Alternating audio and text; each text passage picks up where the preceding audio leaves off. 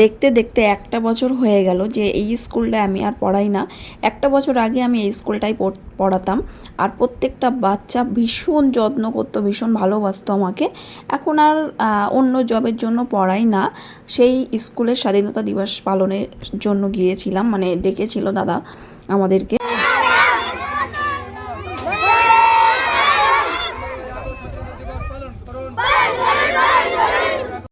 সকালে উঠে যখন বাচ্চাদের ফুটফুটে মুখগুলো দেখি না, সারা দিনের ক্লান্তি দূর হয়ে যায়। মানে সকালে ওদের সাথে টাইম কাটানোর যে কতটা ভালো, কতটা সুন্দর, সেটা যারা বাচ্চাদের স্কুলে পড়ায়, যারা কিন্ডারগার্টেন স্কুলে পড়ায়, তারা কিন্তু জানে যে এই বাচ্চাদের মুখগুলোর দিকে তাকালে, এদের সাথে পড়ালে বা এদের সাথে সময় কাটালে কিন্তু ভীষণভাবে সারাটা দিন খুব ভালো যায়। তো তোমাদের সাথে কথা বলতে বলতে আমি কিছু প্রোগ্রাম তোমাদেরকে দেখাবো যে স্বাধীনতা দিবস উপলক্ষে এই স্কুলে কি কি পালন হয়।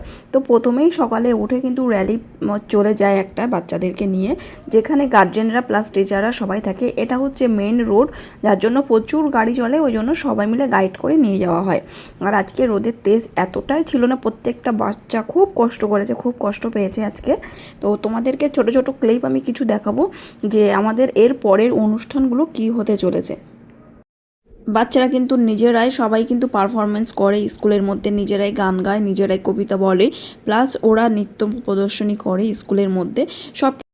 এবার এই স্কুলের কিছু সুন্দর মুহূর্ত, কিছু কালচারাল প্রোগ্রাম, সেগুলো তোমাদেরকে দেখাবো, তো দেখতে থাকো।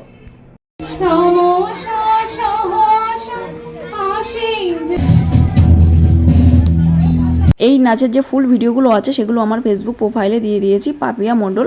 অবশ্যই কিন্তু তোমরা দেখতে পাবে ওই ফেসবুক প্রোফাইলে গিয়ে, যে পুরো নাচের ভিডিওগুলো আমি সেখানে দিয়ে দিয়েছি। এই খুদে খুদে বাচ্চাদের প্রোগ্রামটা তোমাদের কেমন লাগলো অবশ্যই কিন্তু কমেন্ট করে জানাতে ভুলো না। তো সো বাই।